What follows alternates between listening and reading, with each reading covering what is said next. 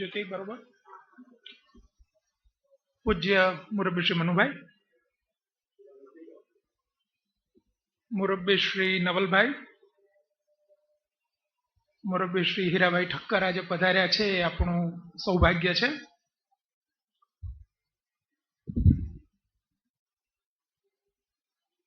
ગયા રવિવારે આપણે આ વાર્તાલાપની શ્રેણીમાં હિન્દુ ધર્મ, વેદ, ઉપનિષદો, ભગવદ્ ગીતા, રામાયણ, મહાભારત, બૌદ્ધ અને જૈન ધર્મ આ વિશે કેટલું ખૂબ દ્રષ્ટિ સંપન્ન ધર્મ વિશે સહેલાઈથી ઘણા લોકો ઘણી વાત કરી શકે, પણ મનુભાઈનો જો પ્રિય શબ્દ વાપરું કે એનો જે અનુબંધ છે, જીવનની સાથે અનુબંધ છે, અને સૌથી વધારે મહત્વનું કે જે વર્તમાન જીવનની સાથે, વર્તમાન યુગની સાથે એનો જે સંબંધ છે એ દર્શકથી વધારે સારી રીતે ભાગ્યે જ કોઈ કરી શકે. ગયા વખતે ઠીક સંક્ષેપમાં મેં દર્શકનો પરિચય આપેલો. આ વખતે થોડા નવા લોકો છે તો પણ ફરીથી એની એ વાત કરીને કમસે કમ જૂના લોકોને કંટાળો આપવા નથી માંગતો, એટલે બે વાત કરું છું. એક કે હમણાં થોડા વખત પહેલા જ મનુભાઈને નરસિંહ મહેતા એવોર્ડ મળ્યો. એ પહેલા તો એ ઘણા બધા એવોર્ડ એમને મળ્યા છે ને એની બધી વાત કરવાનો કોઈ અવકાશ નથી, જરૂર નથી. પણ એ એવોર્ડ સ્વીકારતી વખતે મનુભાઈએ જે કહ્યું હતું, એટલે મારું ચાલે તો એ એમનો નાનકડો વાર્તાલાપ જ આખો તમારી સમક્ષ રજૂ કરી દઉં. પણ એમાં એક વાત એમણે કરેલી, એટલે કે જે વિભૂતિમત્તા છે એનો તમને થોડો ખ્યાલ આવશે. તો એ નરસિંહ મહેતા એવોર્ડની જોડે ₹1,00,000 થેલી હોય છે. તો નરસિંહ વિશે, એવોર્ડ વિશે થોડીક વાતો કર્યા પછી મનુભાઈ કહે કે આ જે ₹1,00,000 થેલી છે એ તો હું કોઈ સમાજ કાર્યમાં વાપરવા આપી દેવાનો છું, હું કંઈ રાખવાનો નથી. પછી ઉમેરે છે શબ્દો, કંઈક મારા છે, સ્મૃતિમાંથી ટાંકું છું, પણ ભાવ તો એ જ છે. અને પછી ઉમેરે છે કે એમાં હું કઈ બહુ મોટું પરાક્રમ કરી નાખતો હોઉં એવું માનતો નથી. અને પછી એક અનુપમ સુંદર દુહો એમણે ટાંક્યો હતો કે મારી તો ઈશ્વરને એટલી જ પ્રાર્થના છે કે સાईं इतना दीजिए जहां मैं कुटुंब समाए, मैं भी भूखा न रहूं अरु साधु न भूखा जाए. અને કહે છે કે ઈશ્વર કૃપાથી મારું તો ગાડું ગબડ્યું જાય છે, કઈ વાંધો નથી આવતો. ગયા રવિવારે જ એમણે ગીતાના શ્લોકને યાદ કર્યો હતો કે યેશામ નિત્યાભિયુક્તાનામ યોગક્ષેમમ વહામ્યહમ. જો આવા મહાપુરુષોની આવી વિભૂતિઓની જો એમના યોગક્ષેમની જો કૃષ્ણ સંભાળ ન રાખે તો આપણે કૃષ્ણની સાથે ઝઘડો કરવો પડે. એક બીજી વાત કહેવી છે, ધર્મ વિશે જે અનેક ભ્રમણાઓ પ્રવર્તે છે, તો મનુભાઈ પાસેથી આપણને જે મળે છે એ સાચી દ્રષ્ટિ, એક ધર્મનું સાચું ચિત્ર. આજકાલ જે ધર્મને નામે, મારો પ્રિય શબ્દ વાપરું તો ધતિંગ, તમને એ કઠે તો કહું કે જલસાઓ, તો ધર્મ એ જલસો નથી. એનું એક નાનકડું દ્રષ્ટાંત તમારી સમક્ષ રજૂ કરી અને પછી આપણે વાર્તાલાપ શરૂ કરીએ.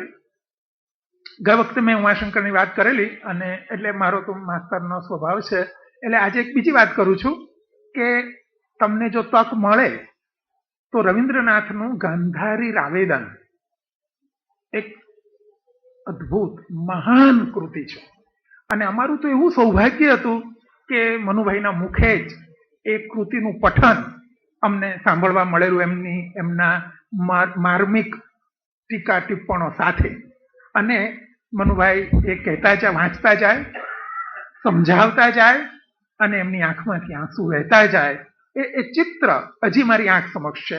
એમાંથી એક નાનકડો એક બહુ જ નાનકડો પીસ તમારી સમક્ષ રજૂ કરું છું.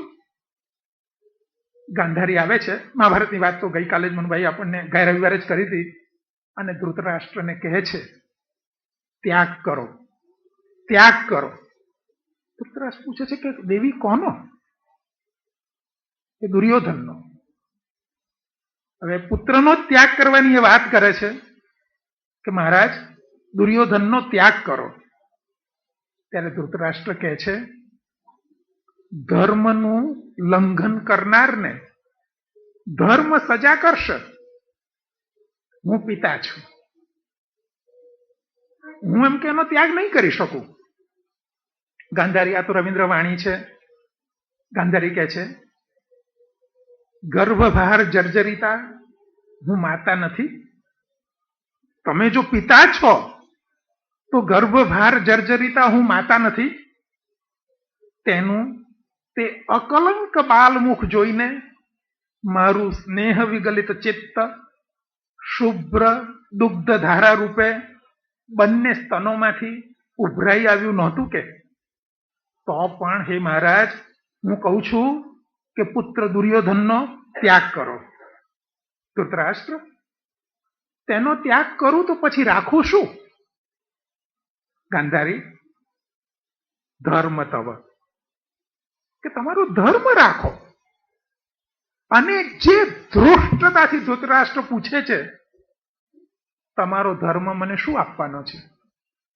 જો આ ધર્મ સાથેનો આપણો જે સંબંધ છે આ છે કે તમારો ધર્મ મને શું આપવાનો છે? અને રવિન્દ્ર વાણી એનાથી વધારે અદ્ભુત કોઈ કાવ્ય, એનાથી વધારે અદ્ભુત કોઈ તત્વજ્ઞાન, એનાથી વધારે એ હૃદય સ્પર્શી મર્મવેદી ગાંધારીના મુખમાં રવિન્દ્રનાથે માત્ર 3 જ શબ્દો મૂક્યા છે. જ્યારે ધૃતરાષ્ટ્ર પૂછે છે આટલી ધૃષ્ટતાથી કે તમારો ધર્મ મને શું આપવાનો છે, ત્યારે ગાંધારી કહે છે દુઃખ નવ નવ, નવા નવા દુઃખો આપશે. ધર્મ એ સંપત્તિનો, ક્ષુદ્ર સુખનો હેતુ નથી. આ વાત એટલે ધર્મની જે આપણી જે એક ક્ષુદ્ર સમજ છે એના બદલે જે ઊંડાણથી જે ધર્મ એ બહુ જ કઠોર અઘરી વસ્તુ છે અને માટે જ રવિવારની સવારે આટલા ઓછા લોકો આવે એ આપણું સૌભાગ્ય છે કે આટલા લોકોને તો ધર્મના તત્વાન્વેષણમાં રસ છે, ધર્મના જલસામાં નથી. આથી આગળ કશી નુક્તેચીની કરવાની જરૂર નથી. આપણે વાર્તાલાપની શ્રેણીમાં આગળ વધીએ છીએ. તો મનુભાઈ.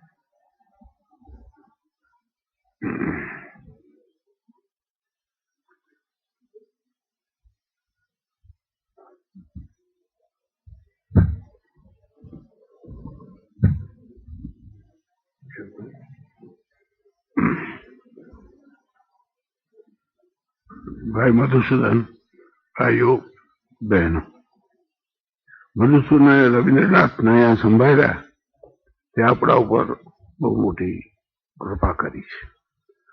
કારણ કે આ ભારત વર્ષમાં 4 જ મહાકવિઓ થયા છે: વ્યાસ, વાલ્મીકી, કાલિદાસ, રવિન્દ્રનાથ. 5મો હજી થયો નથી. તો જે 4 થયા છે એમાંથી આપણે જે મેળવવું હોય તે મેળવી દેવું. કારણ કે કવિની વાણી આનંદ અને પ્રકાશ બંને આપે. પ્રકાશ તો ધર્મના પુસ્તકો આપે છે, પણ એમાં આનંદ આપે છે કે કેમ તે શંકા છે. કેટલાકને માથા પકવી નાખે એવું લાગે. અને કવિતાઓ આનંદ આપે છે કેટલી વાર, પણ પ્રકાશ આપતી નથી. ત્યારે આનંદ અને પ્રકાશ એ બંને સાથે આપે એનું નામ કાવ્ય. બીજાનું નામ કવિતા. કવિતા બધાએ લખવાની છૂટ છે, કોઈને આપણે ના પાડતા નથી, પણ એને એમ ના કહેવું કે આ કાવ્ય છે, અને આપણે એમ માનવું નહીં કે આ કાવ્ય છે. એટલી આપણી સમજણ હોવી છે, અને એ સમજણ રવિન્દ્રનાથ આપણને બીજા કોઈના કરતા અદભુત રીતે આપે. આ જે આપણે ગઈ વખતે અહીંયા બોલ્યા તેનો થોડો સંક્ષેપ હું પહેલા કહી નાખું છું, કારણ કેટલાક એમાં હાજર ન હોય એવા પણ હોઈ શકે, અને અમે રહ્યા માસ્ટર એટલે અમે પુનરાવર્તન કર્યા વિના ચાલે નહીં, અમને સંતોષ જ થાય. મેં જે ગયે રવિવારે એટલે 20મી તારીખે જે કહ્યું એ આટલું જ હતું કે ધર્મ છે આપણો, જે હિન્દુ પરંપરા જેને આપણે પાછળથી કહીએ છીએ, જૂનો શબ્દ વૈદિક પરંપરા છે, પછી આર્ય પરંપરા છે, છેલ્લે આ હિન્દુ પરંપરા શબ્દ આવ્યો છે. તે પરંપરાનો જે કાળ મેં વર્ણવ્યો એટલે વેદથી માંડીને બુદ્ધ મહાવીર સુધી એનો પાયો કે એ વખતે બધા સમજુ ધાર્મિક લોકોએ માનતા કે ધર્મ એનો પાયો એક્સેપ્ટન્સ ઓફ લાઈફ છે, જીવનનો સ્વીકાર છે. ધર્મો ધારે તે પ્રજા, ધર્મની આવી વ્યાખ્યા મહાભારતે આપી કે ધર્મે પ્રજાને ટકાવી રાખવી જોઈએ. એટલે કે ક્યારે થાય, તમે જીવનને સ્વીકાર કરો તો જ ટકે, ન સ્વીકાર કરો તો કઈ વાંધો નહીં, એ તો માયા હતી તે ગઈ. નરસિંહ મહેતાના બહુ મરી ગયા, તે નરસિંહ મહેતા કઈ ભલું થયું, ભાંગી જંજાળ, સુખે બચ્યું શ્રી ગોપાલ. એ નોન સેન્સ છે બિલકુલ. મેં ભલભલા સારા લોકોને પૂછ્યું છે કે આવું કઈ નરસિંહ મહેતા કે સારું લાગે? એની વહુએ એની કેટલી ચાકરી કરી છે, અને શું શું નહીં કર્યું એના માટે. ભગતની હારે રહેવું બહુ કઠણ છે, એ તો બધી પથારી છે કાંટાની. તો કેવી રીતે નરસિંહ મહેતાના બહુ હારે રહ્યા છે? તો એના આંખમાંથી બે આંસુના ટીપાય ન પડ્યા? એનું કારણ એ છે કે જે જમાનામાં નરસિંહ મહેતા થયા તે જમાનામાં આપણે ધર્મ વિશે ઘણી ગેરસમજમાં હતા. એટલે એમ થયું, પેલું થયું, ભાંગે જંજાળ, સુખે ભજ્યું શ્રી ગોપાલ. આમે આપણી માયા જતી નથી. આપણી માયા એટલી ઓછી થઈ. પંચાયત મૂકો ને ભાઈ. હું અહીંયા કોઈ વિદ્વત્તાનું પ્રદર્શન કરવા આવ્યો નથી, તેમ મારે કઈ પંડિતાઈ કરવી. પણ એક પ્રશ્ન જે હંમેશ મને મૂંઝવે છે, અને જે પ્રશ્નને માટે મારી જિંદગીની અડધી સદીથી વધારે સમય મેં આપ્યો છે, તે પ્રશ્ન એ છે કે આટલી બધી સંસ્કૃતિની મોટી મોટી વાતો કરતા હોવા છતાં આપણે ગુલામ કેમ થાય? એનું નામ ધર્મ છે, એનું નામ સંસ્કૃતિ છે કે જે ગુલામોને વધવા દે અને પેદા થવા દે. અને બીજું મને એવું થાય છે કે એલેક્ઝાન્ડર ઈસુસન પહેલા 3જી સદીમાં અહીંયા આવ્યો અને એને પોરસને હરાવ્યો. તે દિવસથી આ ચાઇનીઝ આક્રમણ સુધીમાં કોઈ આપણે જીત્યા જ નહીં. વાહ વાહ, શૂરવીરના દીકરા આપણે. એટલે એકાદ વાર તો જીતવું તું. વાય એ પરમેનન્ટ ડિફીટ આપણા કપાળે કેમ લખાય છે? એ આપણે સમજવું જોઈએ. સ્વરાજ આવ્યા પછી તો સમજવું જ જોઈએ. પહેલા તો એમ કે અંગ્રેજો કરતા હોય એ કરે, પણ હવે તો આપણે કરતા હોય એમ કરીએ.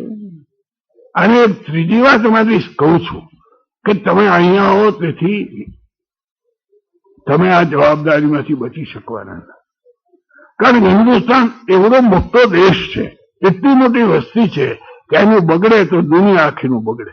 એમાં તમારે શંકા રાખવી કે જો એનું બગડ્યું તો તમે એમ ન માનો કે યુરોપનું સારું થવાનું. એટલે એ આખી દુનિયાની કન્સર્ન છે, આપણી તો છે જ. એટલે તમે અહીંયા હો કે ત્યાં હો, પણ તમારે આ પ્રશ્નનો જવાબ શોધવો જોઈએ. શા માટે આપણે હારીએ છીએ? આ ચીનાઓ આવ્યા ત્યારે લોકોએ સોનું આપ્યું, આ કર્યું, તે કર્યું, ઉત્સાહ આવ્યો, બધું કર્યું, પણ મને એમ એટલું બધું દુઃખ થાય છે કે આ એકાદ ચીનાને પકડીને અમને બતાવો તો હતો અમે શું પરાક્રમ કર્યું. એક ચીનાને આપણે પકડીને બતાવ્યો નથી પ્રદર્શન કરીને કે આ લોકો અહીંયા આવ્યા હતા, અને આપણા 10-15 હજાર પકડાયા અને 7-8 વર્ષે છૂટ્યા. હવે આ આપણી 1965-66 દશા, એની શોધ જે કરે એનું નામ ઇતિહાસ, એનો ઉકેલ કરે નામ ધર્મ. આ સિવાય બીજી કોઈ વ્યાખ્યા મારા મનમાં. જો આ ન આવડે તો મારે ધર્મને શું કરવો છે? પણ ધર્મો ધારે તે પ્રજા, એમ મહાભારતે કહ્યું કે ઋષિ ખોટા હતા. તો અમે તો કઈ અમારું ધારણ તો થતું જ નથી. આ ચીન આવ્યું, અમને હરાવીને ચાલ્યું ગયું, અને મોટી મોટી બડાઈઓ અમે મારા કરીએ છીએ. આ પ્રવંચના છે, આ પ્રવંચના. એ સમજાવવા માટે ને એની ચર્ચા કરવા માટે આ બધું હું અહીંયા બોલું છું. તો મારે એ કહેવું છે કે જે કાળે આપણે એકંદરે સારી સ્થિતિમાં હતા, તે કાળે લક્ષણ શું હતું? તો લક્ષણ એ હતું કે જીવનને સ્વીકાર કરવો અને એમાંથી રસ્તો કાઢવો, ભાગી ના જવું. ભાગી જવાનું આપણું શરૂ થયું એ આજે હું કહેવાનો છું, અને એ જ આપણી આજની અવસ્થા, જે બુરી અવસ્થા છે, એનું કારણ કે તમે જીવનનો સ્વીકાર કરતા. જીવન જેવું હોય એવું, હિન્દુસ્તાનનું જીવન અમેરિકા જેવું ન હોય તો જેવું છે એમાંથી કાઢો રસ્તો. આ ગેલબ્રેથ છો, બહુ મોટો ઇકોનોમિસ્ટ છે, તે આપણે ત્યાં એમ્બેસેડર હતા. પછી એકવાર એ ગયા થાઈલેન્ડમાં, હિન્દી ચીનમાં. પછી ત્યાં એ બધું બતાવતા હતા કેવું કેવું કામ થયું છે. તો એને બતાવ્યું, જો આમાં ઓટોમેટિક એક કયો છે ઝાંપો, રેલના પાટા હાલે એટલે ઝાંપો બંધ થઈ જાય, હાલતા બંધ થઈ જાય, ત્યાર પછી ઉઘડે. આપમેળે અમે આવું કર્યું છે. પોતે એક મોટું કામ કર્યું એમ બતાવતા હતા.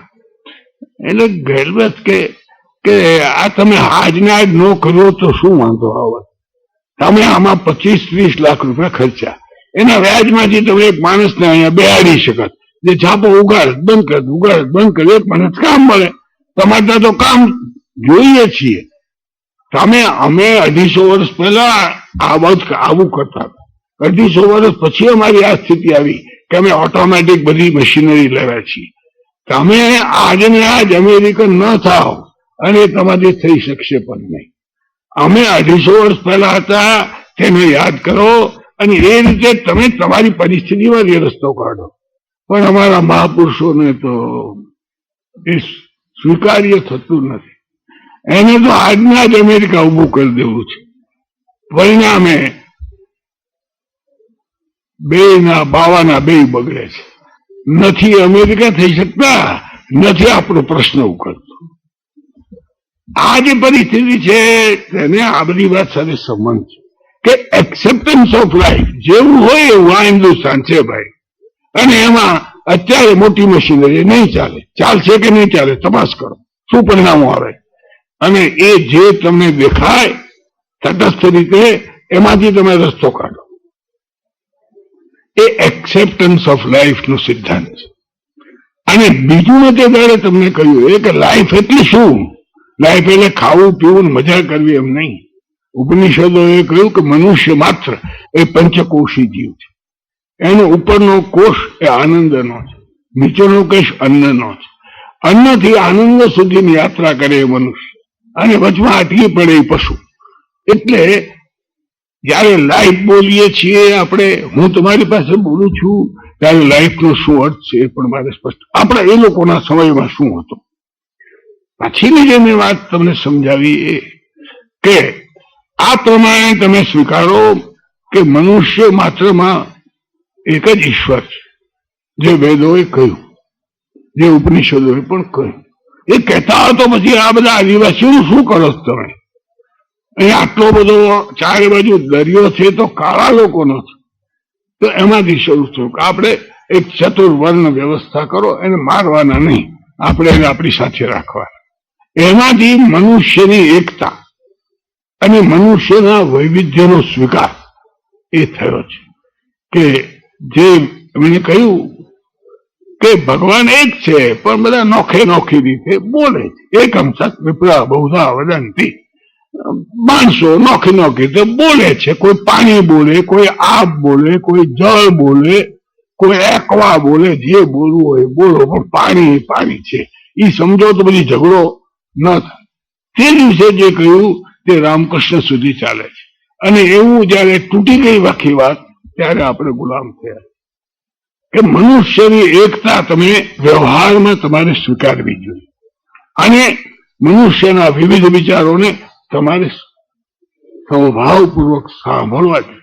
આ વસ્તુ બુદ્ધે કહી હિંમતપૂર્વક કે નહીં બધી આ તમારી વર્ણ વ્યવસ્થા ખોટી છે, આ તમારું વેદોનું પ્રમાણે ખોટું છે, આ તમે સંસ્કૃતનું મહિમા કરો છો ખોટું છે. લોકો બોલતા એ ભાષામાં કેમ નથી બોલતા? લોકો કેવી રીતે સમજશે? એટલે એની પાસે બ્રાહ્મણ મોટા એના શિષ્યો ગયા અને કહ્યું કે આપની અમૃતવાણી અમે સંસ્કૃતમાં ઉતારી. તો કે એવું અટક ચાલુ ન કરતા. એ શબ્દનો અર્થ અટક ચાલુ છે મૂળ પાલીમાં. આવું અટક ચાલુ ન કરતા. એ કોણ સમજશે? હું જે બોલું છું લોકો સમજે એના માટે બોલું છું. હવે લોકો સમજે નહીં એવી સંસ્કૃત ભાષા વાપરીને શું કરો છો? હવે આજે આપણે હજી લોકો ન સમજે બહુ અંગ્રેજીમાં વહીવટ કરવામાં આતુર છીએ. આપણા પતનનું એ કારણ છે કે બુદ્ધનો ઉપદેશ છેલ્લે છેલ્લે બિચારાએ આપ્યો આપણને. અને પછી એને કહ્યું કે ભલે હું આ બધું વાત કરું છું પણ માણસને રોટલો અને આરામ તો જોઈએ. પોતે જીવનની છેલ્લી ઘડીઓ ગણે છે. બે વાતો કહી એને અદભુત. પોતે જે ઝાડ નીચે ભોંય પથારીએ સૂતા છે ત્યાં ઉપરથી ફૂલ ખરવા માંડ્યા. એટલે તરત જ આ તો જાગૃત મહાપુરુષ છે એટલે બોલાવ્યા બે ત્રણ શિષ્યોને કે આ ફૂલ ખરે છે એ કાંઈ એના ઉપરથી વહેમ ન ઉભા કરતા કે ભગવાનના ઉપર ફૂલ વરસાવવા માંડ્યું ઝાડ. એ તો કુદરતી ઘટના છે. મારા નામે વહેમ ચલાવતા નહીં. જે ચલાવવામાં આપણે કુશળ લોકો છે, ઘણા કુશળ. ગમે તેવા હોય ને રામાયણ વાંચનાર, મહાભારત વાંચનાર, ભાગવત વાંચનાર, આ સંપ્રદાય તે સંપ્રદાય બધામાં એના ભક્તો છે ને એ ઓલાને મારી રાખે છે વહેમ ચલાવીને. આ અમારા ગુરુ તો અડધા ભગવાનના અવતાર છે. અરે અડધા ભગવાનના અવતાર હોય. કોણે ભગવાનની કોઈને કલ્પના છે વિરાટ પુરુષની? આ તમે શું બોલો છો? પણ બુદ્ધને ખબર છે એટલે એને કહ્યું ભાઈ કોઈ વહેમ ન ચાલો. આ તો કુદરતી ઘટના છે. વરસાદ પડે એમાં ફૂલ ખેડા એમાં શું થઈ ગયું? એટલે કે જેને આજે રેશનલ કહીએ છીએ, આ રેશનલિઝમ જેને આપણે આજે બહુ મહત્વ આપીએ, સાચી રીતે આપીએ છીએ, તે એના હાડમાં છે. તથાગતના હાડમાં છે. એને એક જણે આવીને કહ્યું, બહુ મજાની વાત છે, હું મૂળ વાત કઈ પૂરી નથી કરી શકવાનો આજે, અધૂરી રહે તો અધૂરી રહે, આપણે રસ પડે એટલે સારું. એને આવીને એક જણે કહ્યું, શિષ્ય ભગવાન તમારા જેવો મહાપુરુષ પહેલા થયો નથી, અત્યારે કોઈ છે નહીં અને ભવિષ્યમાં કઈ થશે પણ નહીં એમ હું માનું છું. તો આ કે ભાઈ ભૂતકાળમાં થયેલા બધા મહાપુરુષોને બુદ્ધને તે જોયા છે, તથાગતોને જોયા છે ભૂતકાળમાં થયા બધા? ના ભગવાન મેં નથી જોયા. અત્યારે જેટલા તથાગતો બીજે ક્યાંક હશે એ તે જાણે છે? જો ના ભગવાન મેં નથી જાણે. તો ભવિષ્યમાં થશે તું જાણ? ના ના. તો અરે ભક્કુ તું ભૂતકાળનું જાણતો નથી, વર્તમાનનું જાણતો નથી, ભવિષ્યનું જાણતો નથી, તો આવડું મોટું અસત્ય તું કેવી રીતે બોલી શકો કે મારા જેવું કોઈ થયું નથી? આ એ મહાપુરુષનો રેશનાલિઝમ છે. મારા પોતે છેલ્લા કલાકો છે ત્યાં એક સુભદ્ર નામનો એક બ્રાહ્મણ દોડતો દોડતો આવ્યો. આનંદ ચોકી કરે છે કોઈ તથાગતને હેરાન ન કરે માટે. આનંદ કે તું રહેવા દે, ભગવાન થાકી ગયા છે. આ બધી રીતે ભગવાનનો અર્થ ભગવત ગુણો વાળા એટલો જ લેવાનો. જે અર્થમાં ભગવાનનું નામ એ ચાલે છે એવું કઈ લેવાનું છે નહીં. એની કલ્પના આવે જ નહીં. એક કીડીને એક ગોળા ઉપર ફેરવો તો ગમે એવી કીડી હોય તો ગોળાની કલ્પના કરી જ ના શકે. આપણે કરી જ ના શકીએ, એવા છોડી જ દો. આપણે કહીએ કે હા કેટલાક ગુણો છે, ભગવત ગુણો જે આપણામાં લવાય, કારણ કે આપણામાં બી રૂપે પડ્યા છે. આપણે મનોમય છીએ, વિજ્ઞાનમય છીએ, આનંદમય, એટલે બી છે, એમાં કઈ વાંધો નથી. પેલા આવીને કહ્યું એટલે પણ કે મારે તો બપોરે આટલા ગાઉ દોડતો દોડતો આવ્યો છું, મારે થોડાક પ્રશ્નો છે, અને ભગવાન જયારે જશે નિર્વાણ પામશે પછી કોણ મને સમજાવશે? તો કે પણ ભગવાન કેટલા થાકી ગયા છે. બુદ્ધે સાંભળ્યું એટલે આનંદ તું એને અટકાવવામાં, એ જિજ્ઞાસુ છે, એને આવવા દે. તથાગતનો અવતાર જ શંકા નિવારવા માટે પેલો આવ્યો એટલે એને કે સુભદ્ર તું જમ્યો છું, તું નાહ્યો છું?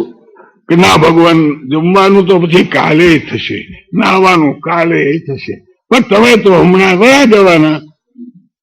નહીં, તું જમીને આવ, તું નાહીને આવ, પછી હું તારી શંકાનું સમાધાન કરીશ. હવે ભગવાને કહ્યું એટલે તો નાહી જમીને આવ્યો, પછી બેઠો. તું સ્વસ્થ છે ને? આ કોઈ બી આપણે કોઈને પૂછતા જ નથી. અસ્વસ્થ રહે એવી આખી પ્રક્રિયા આપણી ચાલે. ભગવાન શું પૂછે છે? સુભદ્રા તું સ્વસ્થ છે ને? શાંત છે ને? મેં તને જમવા જવાનું કહ્યું એટલા માટે કે જમે નહીં તો માણસ અસ્વસ્થ રહે. આનું નામ એક્સેપ્ટન્સ ઓફ લાઈફ છે. જે માણસે સંસારનો ત્યાગ અને બોધિ પ્રાપ્ત કરી છે એ માણસ કેમ કે છે કે ન જમીએ ને, ન આરામ લઈએ ને તો આપણે સ્વસ્થ રહી શકીએ જ નહીં અને જ્ઞાન મળે જ નહીં. This is acceptance of life. આ બુદ્ધે સ્વીકાર્યું અને પછી એને કહ્યું પણ એની આગળ વર્ણ વ્યવસ્થા ન ચાલે, કારણ કે વાત જ ખોટી છે. માણસો બધા સરખા જ છે. પ્રાણી સૃષ્ટિમાં દરેક યોનિને એનું એક નિશાન હોય છે. ગધેડો એક રીતે ગધેડીનું બચ્ચું જન્મે છે, એનું એક નિશાન. ઘોડીનું બીજું નિશાન, બગલાનું ત્રીજું નિશાન, ગરુડનું ચોથું નિશાન. તો મનુષ્યમાં બ્રાહ્મણનું કઈક નિશાન લઈને આવે છે અહીંયા કે તમે એમ કહો આ બ્રાહ્મણ, આ વાણિયો, આ ફલાણ, એવું કોઈ અહીંયા છે જ નહીં. બધા બાળકો સરખા જ છે. માટે આ વર્ણ વ્યવસ્થા બિલકુલ ખોટી, ઊંચ નીચાપણું પણ ખોટું. અને પછી કહ્યું કે દરેકને પોતાનો વિકાસ કરવાનો જાતે છે, પુરુષાર્થ જ મહત્વનો છે. તો પુરુષાર્થ તમે કરો એટલે બસ છે. ત્રીજું કહ્યું કે ભાષા લોકો બોલે તેમાં જ પ્રવચન અપાય. આ ત્રણ ચાર ચીજો કે અમારે પુરોહિતો ન જોઈએ, અમારે વર્ણ વ્યવસ્થા ન જોઈએ, અમારે દુઃખ નિવારણ કરવું છે, એથી વિશેષ મારે અત્યારે કંઈ કરવું નથી. આ બધી વાતો તે દિવસે મેં કહી. જૈન ધર્મે પણ આને મળતું જ કેટલું કર્યું છે એ પણ મેં તે દિવસે કહ્યું. અહીંથી આપણે આગળ ચાલીએ છીએ. આટલું મેં તે દિવસે કહ્યું કે આને લીધે આપણે આગળ હતા, આને લીધે દેશની આબાદી હતી, આના લીધે સંપ હતો. પણ તે પછી પણ આ જ વાતને જુદી જુદી રીતે કહેનારા માણસો 3-4 સદી સુધી નીકળ્યા. હિન્દુસ્તાનનું તેવું સારું ચાલ્યું. અને જે એમાં જો કોઈ મહત્વની વસ્તુ હોય બે જ છે. એક પુરાણો અને બીજું શ્રીમદ ભાગવત, જેને આપણે લોક કેળવણી કહીએ છીએ. એ લોક કેળવણી કરવાને માટે આ બે મોટા કામો કોઈ દેશમાં એવા થયા નથી. કારણ કે બધાને આવ્યા કહ્યું બધા આવી શકો છો. બુદ્ધે કહ્યું કે મારા સંઘનો વડો ઉપાડી હજામ છે, મને કઈ વાંધો નથી, બધા આવો, બધા આવો, બધા આવો. તો બધાને સમજાવવું જોઈએ. તો એ પછીના બ્રાહ્મણોએ પુરોહિત પ્રથાની વાત ન સ્વીકારી, તેમ ન સ્વીકારી વર્ણ વ્યવસ્થાની વાત. એ બે વાત એને ન ગમી, કારણ કે એમના વેસ્ટેડ ઇન્ટરેસ્ટ હતા. એટલે એને કીધું આ બે તો અમે રાખવાના છીએ. અને એને દલીલો શોધી કાઢી કે આવું ન વંશો કેવા, જૂના ઋષિઓના વંશો કેવા, આપણે કેવું કેવું કર્યું છે. આ જે છે મનુષ્ય એક થઈ શકે છે એ એક કોમન સોશિયલ મેમરી ઉપર. આ વાત આપણે સમજવી. કોમન સોશિયલ મેમરી, બધાને સામાજિક સ્મૃતિ હોવી જોઈએ કે અમારું આવું, એનું આવું, આમ કરતા કરતા દરેક માણસ જયારે એમ કરે છે ત્યારે એક રાષ્ટ્ર બને. આ ઇતિહાસ એટલે સોશિયલ, કોમન સોશિયલ મેમરી છે. તે વખતે તો કોઈ હતું નહીં, એટલે આ ઇતિહાસ એટલે આપણા પુરાણો. અને કેટલો ગંજાવર પુરુષાર્થ કર્યો, એમાં ભૂલો પણ છે, મારે એની સાથે કઈ સંબંધ નથી. હું એની સારી બાજુ જ જોઉં છું કે એને કેટલીક અદભુત વસ્તુ આપી છે. અને એમાં એ શ્રીમદ ભાગવતની જ હું વાત કરવામાં, કારણ કે મોટે ભાગે એ વંચાય છે. કોઈ કુર્મ પુરાણ વાંચતું નથી, અને માણા મરી જાય ત્યારે ગરુડ પુરાણ વાંચે છે, અમથા કોઈ વાંચતા નથી. એટલે એ બધી વાત, વિષ્ણુ પુરાણ મહત્વનું છે, એ એક આપણે છોડી દઈએ. ભાગવત વંચાયું છે, ચોરે ચૌટે વંચાયું છે. અને શું અદભુત કેટલીક વાતો છે. એમાંનો એક નમૂનો છે એ આ દશાવતાર છે. દશાવતાર કેવી રીતે ઈસવીસન પૂર્વે નહીં શરૂ થયું, પણ ઈસવીસન 600માં 700માં આ ભાગવત પૂરું થયું છે. તો એને કેવી રીતે આ વાત કરી? આ એવોલ્યુશનની થિયરી છે. માણસ માછલું હતો, એમાંથી એ બુદ્ધ થયો. આ એવોલ્યુશનની વાત છે કે માછલામાંથી બુદ્ધ, એનું નામ દશાવતાર. પહેલો મત્સ્યાવતાર, પછી કચ્છાવતાર કે જે થોડો પૃથ્વી ઉપર આવી શકે, પાણીમાં એ રહે. પછી વરાહ અવતાર, તે પાણીમાં તો રહે થોડો, પૃથ્વી ઉપર વધારે ખાબોચિયામાં. પછી એમ કરતા કરતા ચાલે છે કે પેલો પિગ્મી આવે છે, વામન અવતાર, કેટલો હાથ જેટલો લાંબો, પણ આ 3 લોકને પહોંચી વળ્યા. માણસ છે ને ભાઈ, એ માણસની ખૂબી છે. દશાંગુલ ઊંચો છે વિશ્વ કરતા. એટલે પેલો આટલો હાથ જેવડો વામન, તે 3 પગલામાં આખી પૃથ્વીને માપી લે છે. આ દશાવતારની ખૂબી માત્ર એવોલ્યુશન નથી.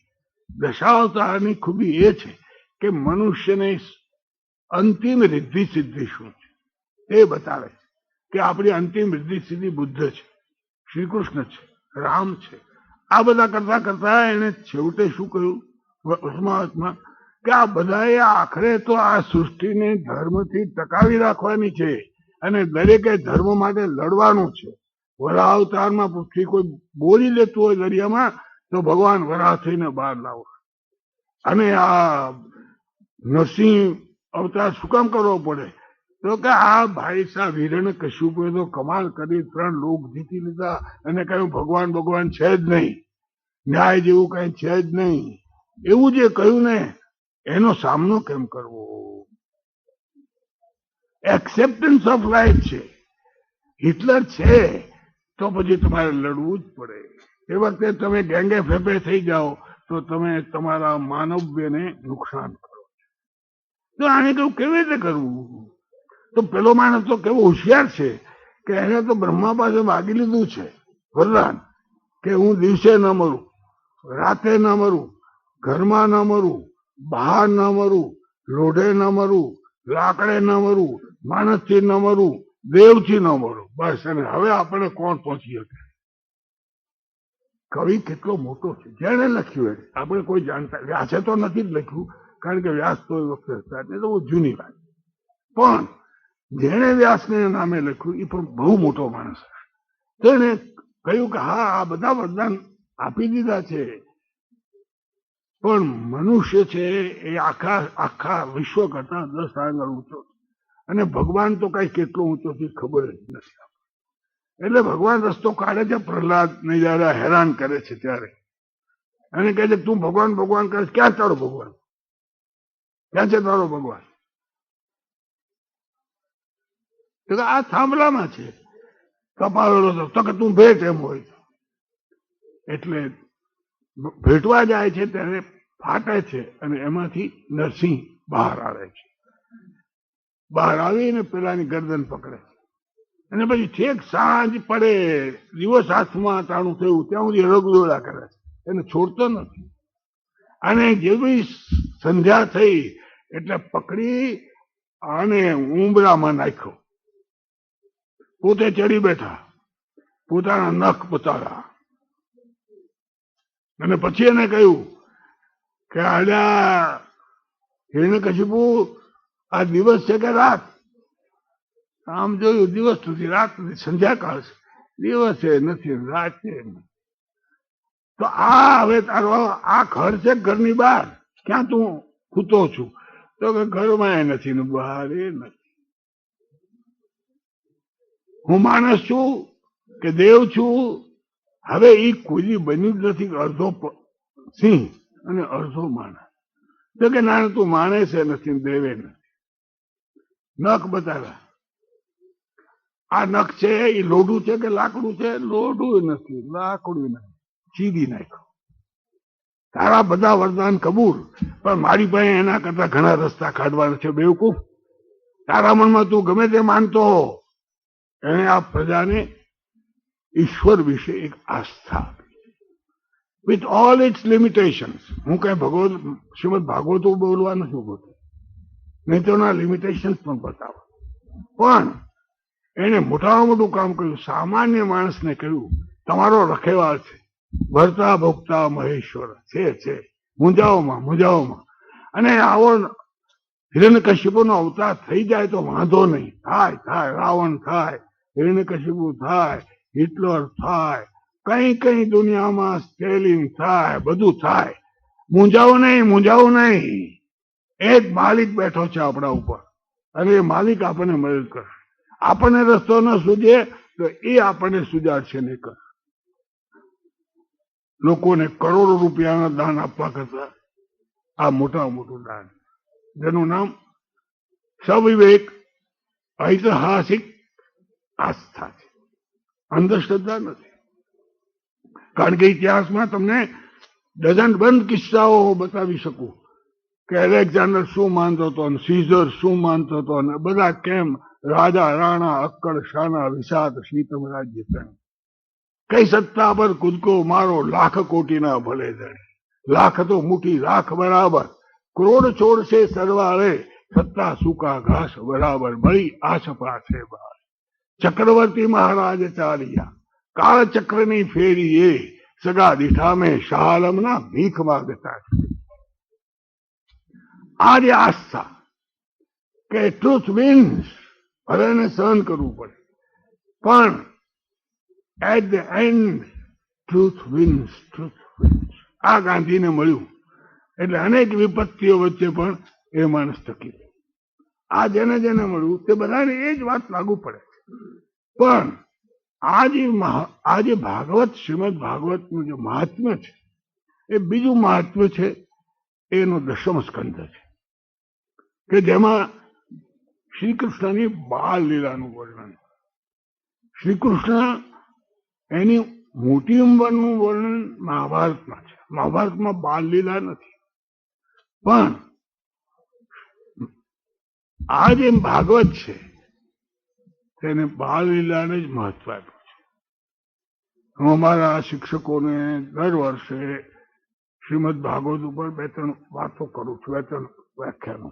એને હું કહું છું કે આ બાળ શિક્ષણની આ પોથી છે, એનું નામ દશમ સ્કંદ છે. મોન્ટેસોરી પહેલા, રૂસો પહેલા, ફ્રોબેલ પહેલા, એ બધા પછીથી એના ઉપર ભાષ્ય કરવા આવ્યા છે. પણ એ કર્યું છે તો એને અરે યશોદા તોફાન કર, કઈ વાંધો નહીં. બધી ગોપીઓ આવીને કહે કે અરે કાનો આમ કરે છે, મારો કાનો ન કરે, ડાયો છે. જે માં પોતે પોતાના છોકરાને ડાયો ન ગણી, છોકરો ડાયો થાય જ નહીં. માં જો એમ કે મારો છોકરો હરામખોર છે તો છોકરો હરામખોર થાય જ. તો આ તો એમ કહે છે કે નહીં, મારો કાનો આવું કરે જ નહીં. બહુ કરે, ઠીક, ચાલો હું મારા કાનાને કહી દઈશ, અને એને કામ કરવા દે છે. અત્યારે તો અમારી દીકરીને એ કામ જ ન કરવું પડે. અમારી 2-3 નોકર, મારી દીકરીને એક મોટર, મારી દીકરીને આવું તેવું. તારી દીકરીનું કમ ભાગ્ય છે કે આવું મળ્યું છે.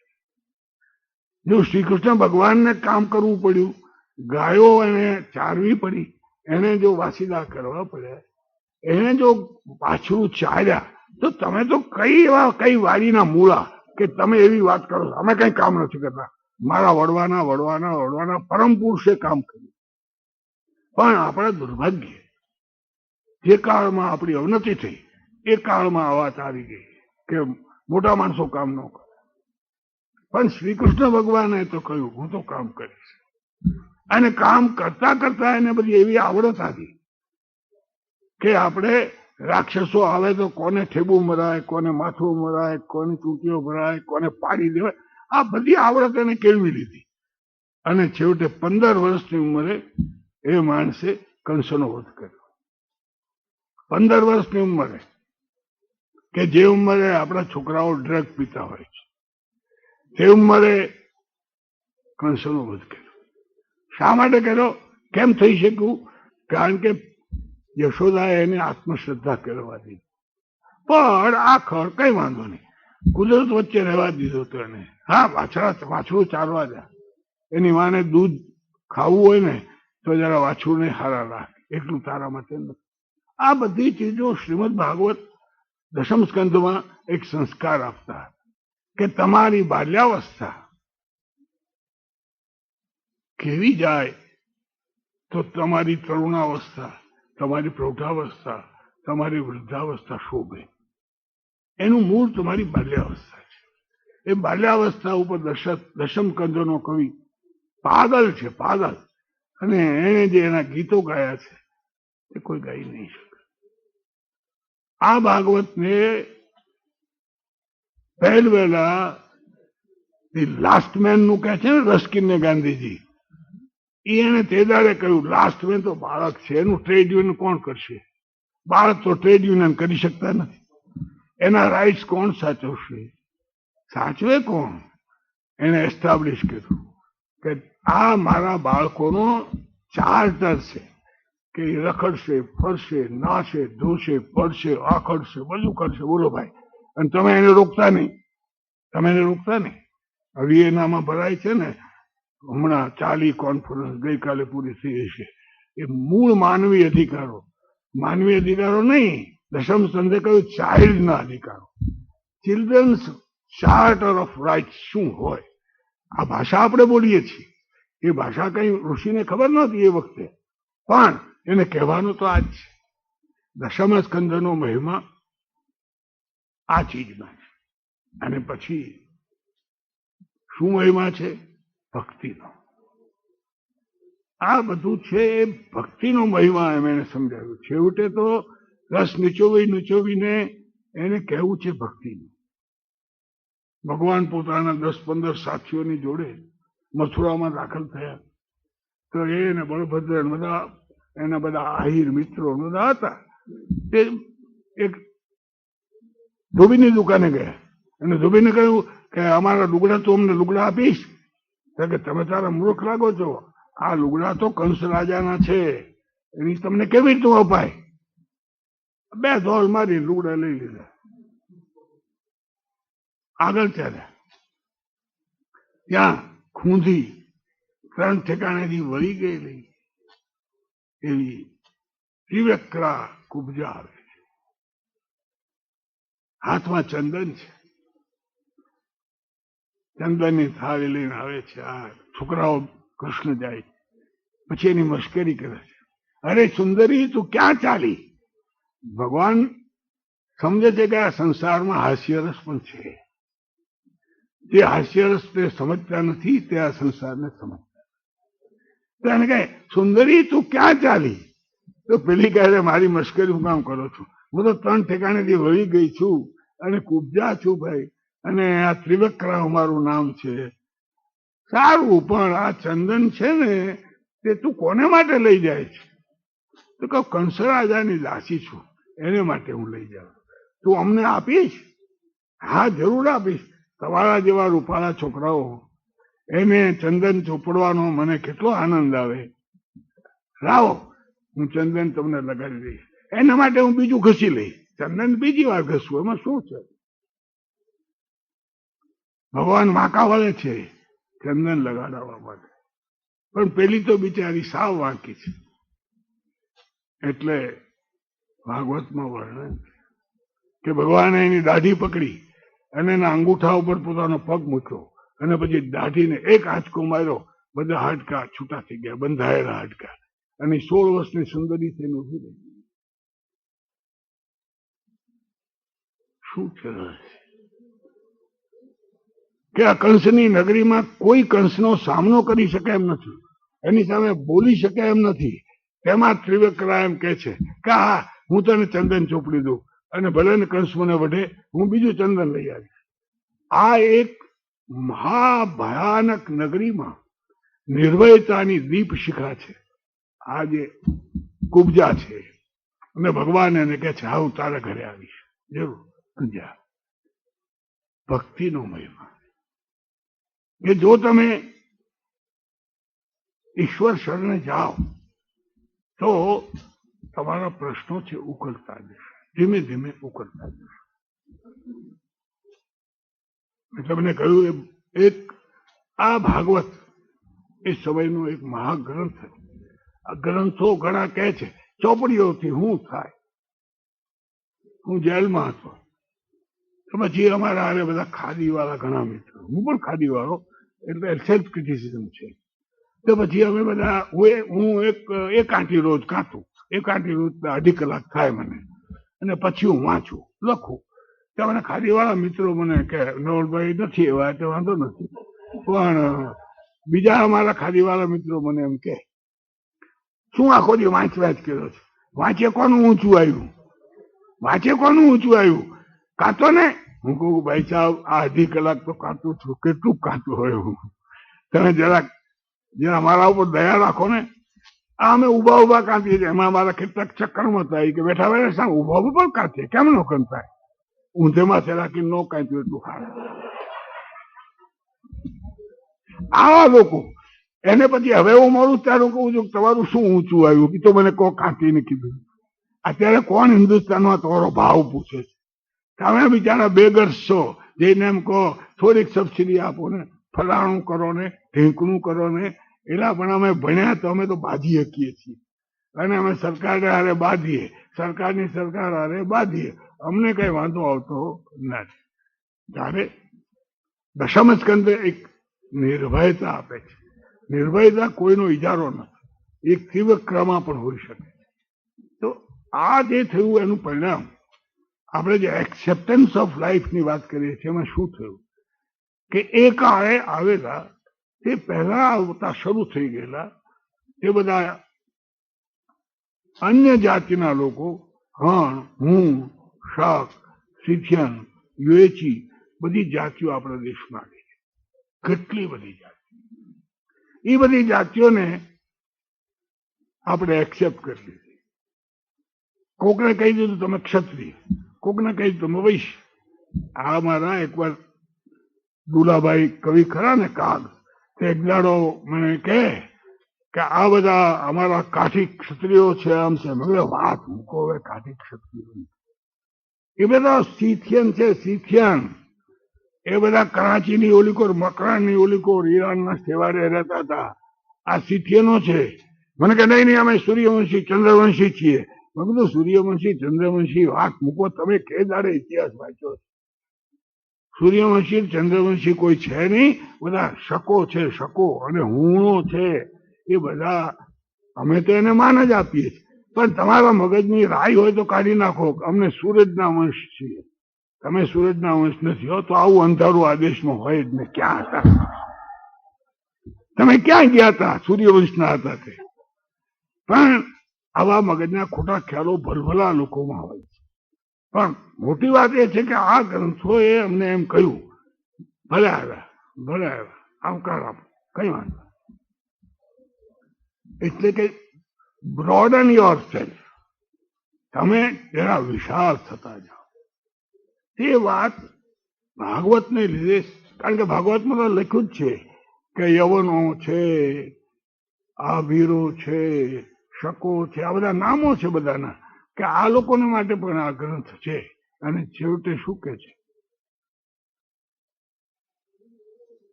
કે હું એવો ગ્રંથ લખું છું અને એવી વાત કરું છું કે આંધળો એ રસ્તે આવે તો પડી નહીં જાય. હો, દેખતો તો ઠીક, પણ હું તો આંધળા પણ હાલે તો પડે જ નહીં એવો મારો ભક્તિ માર્ગનો મહિમા છે.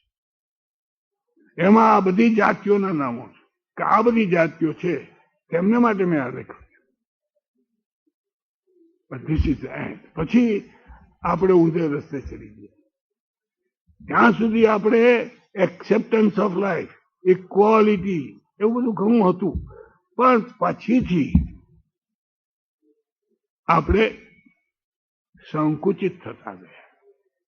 વર્ણ વ્યવસ્થામાંથી જાતિઓની વ્યવસ્થા આવી ગઈ, પછી જ્ઞાતિઓની આવી ગઈ, પછી કાસ્ટિઝમ આવી ગયું, પછી અસ્પૃશ્યતા પાક્કી થઈ ગઈ, પછી સ્ત્રીઓનું હીનત્વ એ પણ એમાંથી પાક્કું થઈ ગયું. આપણા અધપતનનું મૂળ એ છે. માણસનો પોતાના જ હાથ પગ કાપી નાખે તો એ માણસ કેવી રીતે લડી શકશે? એ માણસને કેવી રીતે દોલત પેદા કરી શકશે? પોતાના કાન કાપે એનું શું થાય? આ સમાજ શરીરના બધા જ લોકો અંગો હતા. તમે એમ કહી શકો કે હા ભાઈ આ ઊંચો કે નીચો એ વાત થોડી વાર આપણે જવા દઈએ, પણ તમે એમ કહો કે નહીં આ બધાને તો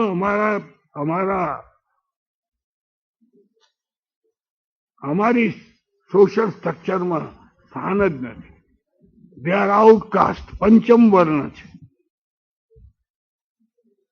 અને એ થયું શા માટે એ પણ થોડું કારણ, થોડુંક આપણી પોતાની ભૂલ છે, થોડાક ઇતિહાસનું પણ કારણ છે. ઇતિહાસનું કારણ એ છે કે ઈસવીસન 900ની આસપાસ મુસ્લિમો આ દેશમાં આવવા માંડ્યા. પહેલા આરબો આવ્યા. આરબો એ ધર્મે મુસ્લિમ છે, પણ આરબો એ તુર્ક નથી, આરબો મુઘલ નથી, એ લોહીથી જુદા લોકો છે. આરબો એ આજે જેને આપણે જ્યુઈશ લોકો કહીએ છીએ એના એ સગાઓ છે. એનું લોહી બેયનું એક જ છે. એ પહેલા આરબો આવ્યા હતા, સિંધમાં આવ્યા, અને પછી ખાયબર ઘાટને રસ્તે મુસ્લિમો જેને ધર્મે મુસ્લિમ છે પણ લોહીથી જે લોકો તુર્ક હતા એ લોકો આવ્યા, વટલેલા. એ લોકોએ ધર્મને એવી રીતે સમજ્યા. આ એક વાત મારે કહેવી જોઈએ કે ધર્મના ચોપડામાં શું લખ્યું છે એ વસ્તુ ઓછા મહત્વની, પણ ધર્મે ખરેખર કર્યું શું એ મહત્વની છે. એટલે કુરાનમાં હારા વાક્યો હોય જ, ઉપનિષદમાં તો અદભુત ઉપદેશ છે જ, પણ એનાથી અસ્પૃશ્યોને શું? એ તો એમ જ કે તમારા ઉપદેશનું હારે સંબંધ નથી, અમે અહીંયા શું, અમારો હાલ તમે શું કહે? ધર્મ પ્રેક્ટિસમાં શું છે મહત્વની વસ્તુ. એમ આ મુસ્લિમ ધર્મ આવ્યો તેના કુરાનમાં ગમે તે હોય, પણ એની પ્રેક્ટિસ એવી હતી કે લોકોને અનાદર થયા વિના રહે નહીં, સામનો કર્યા વિના રહે જ નહીં. પણ એને અનુકૂળતા શું હતી કે અહીંયા જે વર્ણ વ્યવસ્થા હતી, પંચમ વર્ણ હતો, આ બધા લોકો તો મોટી સંખ્યામાં હતા, અને એ બધા જ લોકો મુસ્લિમ ધર્મમાં ભળી ગયા. એક બંગાળી પુરાણ છે, એમાં એના કવિએ લખ્યું છે કે આ અમારા શંકર છે ને એ તો મૂસા થઈ ગયા, પાર્વતી થઈને એ તો આ મૂસાની વહુ થઈ ગઈ, ગણેશ આવા થયા, બધા એવા પહેરી લીધો મુસ્લિમ પોશાક, અને બધા લોકો અલ્લાહ અલ્લાહ કરતા નીકળી પડ્યા છે. અત્યારે તો પુરાણમાં લખેલું જ છે. તો સવાલ એ છે કે આ બધા લોકો મુસ્લિમ થઈ ગયા, આમાંના ઘણા, કેટલાકને પરાયણે પણ કરાવ્યા, પણ પરાયણે જેને કરાવ્યા છે તે સંખ્યા એટલી મોટી નથી જેટલી સ્વેચ્છાએ થઈ. કે જે લોકોને એમ થયું કે આ હિન્દુ સમાજમાંથી અમને બહાર જ કોઈ રસ્તો જ નહોતો નીકળતો, આ પહેલી વાર આ લોકો આવ્યા એમ કહે છે કે તમે લોકો અમારા સમાન છો, અમારા ધર્મમાં આવો, તો અમારા ધર્મમાં ઇક્વાલિટી છે. જીના ગાંધીજીને ઘણી વાર કહેતા કે મિસ્ટર ગાંધી તમે ગમે એ વાત કરો હિન્દુ ધર્મની, તમે પોતે ગમે એવા મોટા માણસો, બધું બરાબર, પણ અમે જયારે મસ્જિદમાં નમાઝ પઢવા જઈએ ત્યારે મારો ડ્રાઈવર મારી પાસે ઉભો રહીને નમાઝ પઢી શકે છે, અને તમારા મંદિરમાં કોઈ હરિજન જઈ શકતો નથી. નહીં સાહેબ, રહેવા દો તમારી વાત, મને એ ગળે ઉતરતી નથી. આ હિરણાએ ગાંધીજીને કહેલું કે તમારી ધર્મની વાતો ગમે તે, અમે વ્યાખ્યા એવી કરી છે કે વિચારમાં ઉદાર અને આચારમાં કનિષ્ઠ, એનું નામ હિન્દુ ધર્મ. અને વિચારમાં સંકુચિત પણ આચારમાં ઉદાર, એમના મુસલમાન. આવી એક જાડીઓ એ કઈ એવી વ્યાખ્યા તમારે અક્ષરશઃ માનવી નહીં, પણ એક સાદી સમજ આ કે ભાઈ કોઈ પણ મુસલમાન થાય એટલે બિસ્મિલ્લાહ કરીને થાળીમાં ભેગો બેસી જાય, એને કઈ વાંધો આવે નહીં. તો આખું પૂર્વ બંગાળ એમાં શૂદ્રો, નામ શૂદ્રો, ગણકરો, લક્કડ ફોડા, તે કઈ હરિજનનો સવાલ નતો. આ બધા નીચલા વર્ણો, શૂદ્ર એમ નહીં, આ બધાને શૂદ્ર બનાવી દીધા. એ બધા શૂદ્રો છે એ મુસ્લિમ થઈ ગયા. ત્યારે તો આપણા બધા આગેવાન પુરોહિતોને ને બ્રાહ્મણ પંડિતો ઠીક છે, હવે ખજૂરાનો એક ટાંગો કપાણો તોય શું, ન કપાણો તોય શું, ભલે થઈ જાય મુસલમાન. કોઈ એનાલિસિસ નહીં કર્યું શું કામ થાય છે અમારા ભાઈઓ, આનું કારણ શું છે, આપણે કઈ સુધારવા જેવું છે? કોઈએ કર્યું નહીં. અને એનું પાપ છે ને 1947 સુધી બહાર આવ્યું. 47માં તમારો ઉત્તમમાં ઉત્તમ પ્રદેશ બ્રહ્મપુત્રના પાણીથી સજા, એ આખો તમારે પૂર્વ બંગાળ આપી દેવો. પોપ્યુલેશન વધી ગઈ મુસલમાનોની. Not that their origin in Turks, not that their origin in Mohammedan, બધા જ વચલેલા હતા. ઇતિહાસ તમારા પાપની સજા મોડી વહેલી કરે છે. તો સજા તો કરે જ છે, એ કોઈની શરમ રાખતું જ નથી. એની પાસે બધાએ ઉભા રહેવું પડે છે. તો આ બધા આપણે આપી દેવા પડ્યા, કારણ કે બધાની આપણે પરવા નહોતી. પૂર્વ બંગાળમાં ખરેખર શુદ્ધ મુસ્લિમો 2% પણ નથી. બધા જ લોકો આપણા જ ભાઈઓ, પણ આપણો નીચલો વર્ગ, આખો નીચલો વર્ગ. અને નીચલા વર્ગમાં જે હતા એ બધાને નીચે નાખતા જ ગયા, એમાં ઉમેરો જ કરતા ગયા. અને એનું કારણ પણ એક હતું કે પેલું મુસ્લિમ ધર્મ સામે આક્રમણ કરવું એવી શક્તિ નહોતી. મેં તમને કહ્યું ને કે એલેક્ઝાન્ડરથી અત્યાર સુધી હારતા આવ્યા. પાણીપતની લડાઈ પહેલી હાર્યા, પાણીપતની લડાઈ બીજી હેમુ હાર્યો, પાણીપતની લડાઈ ત્રીજી મરાઠા હાર્યા. હવે પાણીપતની ચોથીમાં કોણ આવે છે આપણે જોઈશું, આપણને ખબર. પણ આ જે ચીજ છે એને પછી હિન્દુ લોકોને એમ થયું એ વખતના કે આપણે આમ તો નહીં ટકી શકીએ, પણ આપણે હાચવી રાખીએ. કોચલામાં કરી ગયા, કોચલામાં. અમારા સમાજમાં અમે કોઈને બેસવા દઈશું જ નહીં, અને કોઈને બહાર જવા દેવું છે તો એ નહીં જવા દે, અને જાય તો પછી અમારો નહીં રહે. રવિન્દ્રનાથે ગોરામાં એક બહુ સરસ વાક્ય ઘરમાં લખી રાખવા દે. એને કહે છે આ હિન્દુ ધર્મમાં નીકળી જવાના ઘણા બારી બહારના પાર વગરના ખુલ્લા દરવાજા છે. આખું પૂર્વ બંગાળ નીકળી ગયું, પણ અંદર આવવાનું એક બારી પણ નથી રાખતા. આપણે ક્ષીણ અને ક્ષીણ થતા જઈએ. આ રવિન્દ્રનાથ કઈ બીજેપી વાળા નો થાવ ભાઈ, છતાં રવિન્દ્રનાથ એક મહાઋષિ હતા, એને જેવું દેખાયું એવું એને કહ્યું. તો આ જે એને કહ્યું તેને લીધે આપણે સંકુચિત થતા ગયા, કોચલામાં પુરાઈ ગયા. એ રક્ષણ ના થાય, એ રક્ષણ થઈ શકે જ નહીં. સંસ્કૃતિનું રક્ષણ કાં તો લડીને થાય છે અને કાં તો સુમેળ કરીને.